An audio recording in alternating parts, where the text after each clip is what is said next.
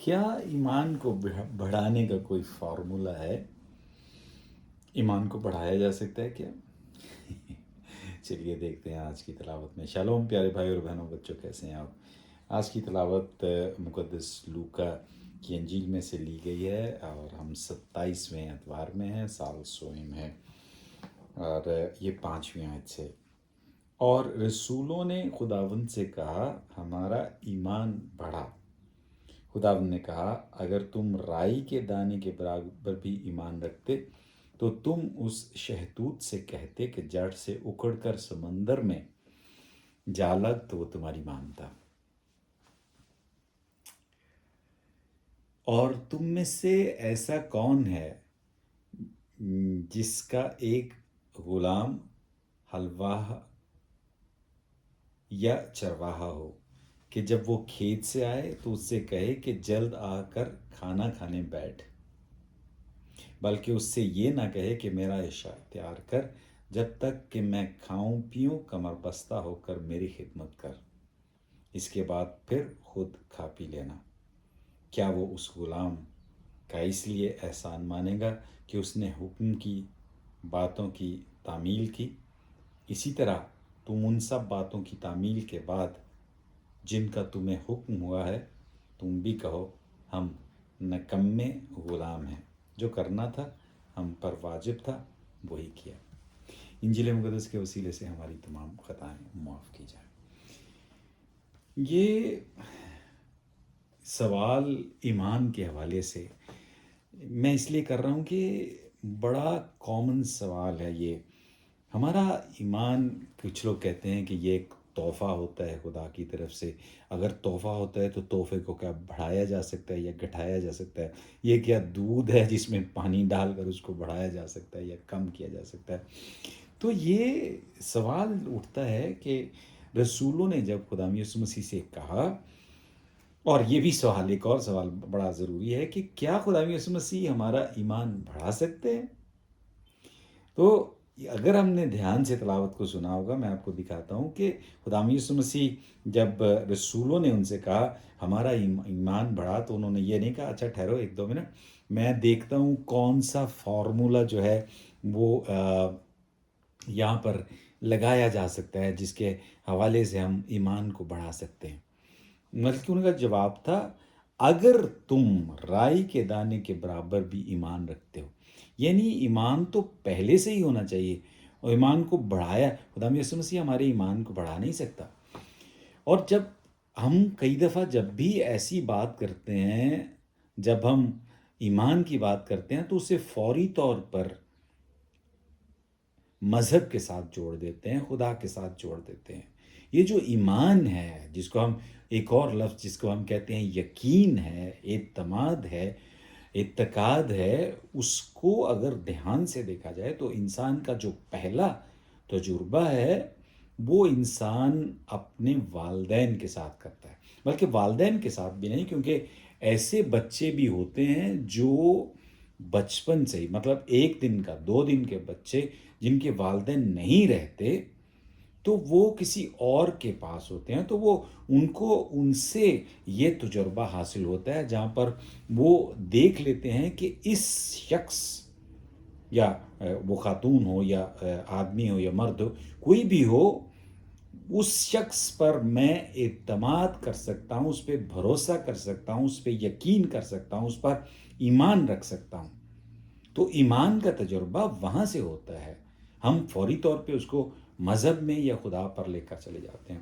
یہ یاد رہے کہ جو مذہب ہے وہ ہمیں ہمیشہ اچھے یا برے کی طرف لے کر جاتا ہے، لیکن ایمان جو ہے وہ اچھے برے کی طرف نہیں لے کر جاتا۔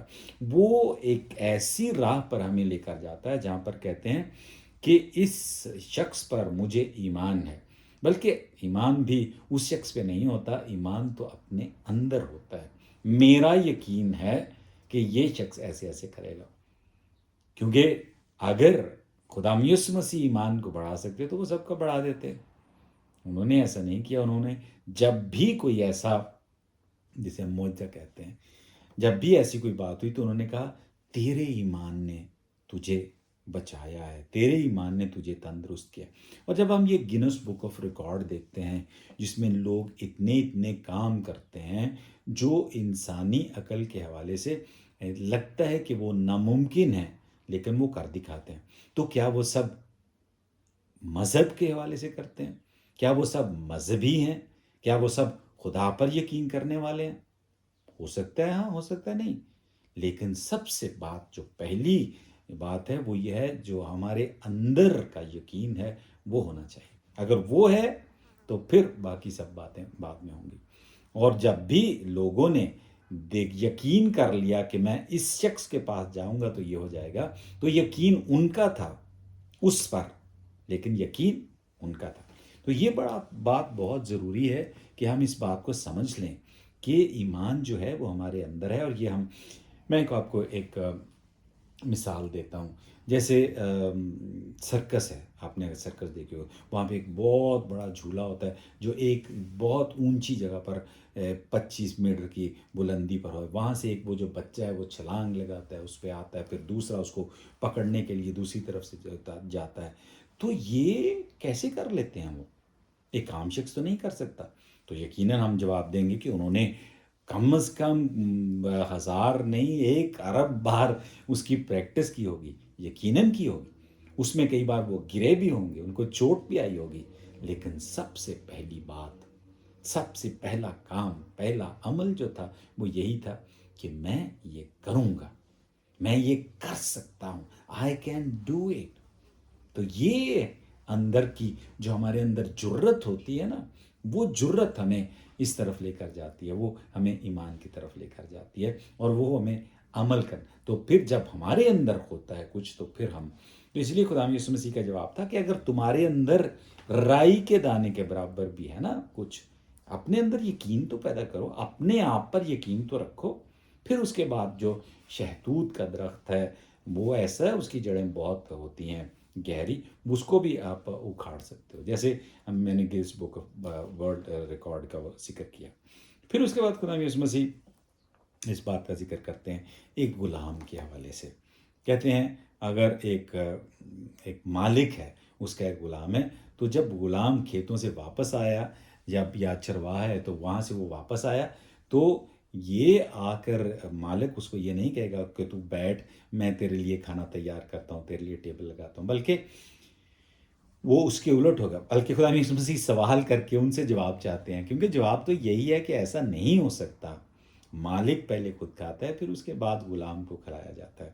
تو خدا یسوع مسیح یہ ہمیں بتانا چاہتے ہیں کہ دیکھو، یہاں پر ایک بات کا یقین کرنا بہت ضروری ہے، اور یہ یقین کرنا بہت ضروری ہے کہ تمہاری جو نیچر ہے، تمہاری جو فطرت ہے وہ کیا ہے۔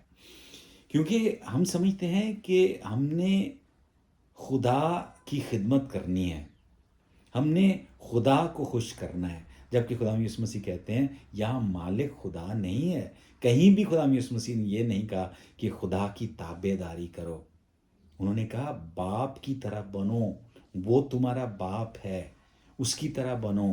جب اس کی طرح بنو گے تو پھر یہ دنیا بدل سکتی ہے۔ تو یہ بہت ضروری ہے کہ ہم دیکھیں کہ یہاں پر مالک خدا نہیں، مالک ہمارا ہر وہ بھائی یا ہر وہ بہن ہے جو ضرورت مند ہے، اور جب وہ ضرورت مند کی ہم خدمت کے لیے تیار رکھتے ہیں اپنے آپ کو، ہر وقت کمر بستہ رہتے ہیں، تو یہ ہماری فطرت ہے۔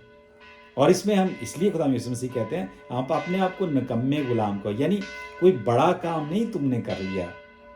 اس کا کیا مطلب ہوا کہ ہمیں کسی کی اپریسیشن کی ضرورت نہیں ہے، یا کوئی ہمارے کام پہ تالی نہ بجائے۔ یہ خدا یسوع مسیح ہمیں یاد دلاتے ہیں کہ دیکھو تمہاری فطرت ہے، جیسے کلیاں ہیں یا گلاب کا پھول ہے تو اس نے تو خوشبو دینی ہے نا، اس میں اس کی کیا بڑائی ہے، وہ اس کی فطرت ہے، وہ اس کی نیچر ہے، اس نے کرنا ہی ہے۔ تو خدا یسوع مسیح کہتے ہیں کہ اگر تم میرے شاگرد ہو اور تم نے یہ فیصلہ کیا ہے کہ تم میرے شاگرد ہو، تو تمہاری نیچر جو ہے، تمہاری فطرت جو ہے وہ خدمت کی ہونی چاہیے۔ اگر وہ خدمت کرو گے اور اس بات پر یقین کرو، یہ اپنے اندر یقین رکھو، کیونکہ ہمارا یقین جو ہے وہ یہ ہے کہ اس دنیا میں خدمت سے نہیں، خدمت کروانے سے دوسروں سے ہمیں طاقت ملتی ہے۔ خدا یسوع مسیح کہتے ہیں نہیں، اپنے اندر یہ یقین پیدا کرو کہ خدمت کرنے سے، خدا یسوع مسیح نے خود کہا میں خدمت کروانے نہیں، میں خدمت کرنے ہوں۔ تو آئیے اس بات کو سمجھیں، اس بات کو اپنے اندر جانے دیں۔ یہ حکمت کی بات ہے۔ یہ حکمت ہمارے اندر نہیں گھستی، نہیں جاتی، کیونکہ ہمارا جو منطق ہے وہ اس سے بالکل الٹ ہے۔ ہم کہتے ہیں ایسا نہیں ہو سکتا، ہم اس پر یقین ہی نہیں کرتے کہ خدمت کرنے سے سب کچھ ہو سکتا ہے۔ خدا یسوع مسیح کہتے ہیں یہی ہوتا ہے۔ آپ دیکھیں اگر ایک ماں جو ہے وہ بچے کی خدمت کرتی ہے جب وہ چھوٹا ہوتا ہے، تو اس میں کیا اس نے کرنا ہے، اس کی فطرت ہے، ماں کی فطرت ہے، جیسے گلاب کی، جیسے کلیوں کی۔ تو خدا یسوع مسیح ہمیں یاد دلاتے ہیں کہ تمہاری فطرت جو ہے وہ باپ کی طرح ہے، اس فطرت کو مت بھولو۔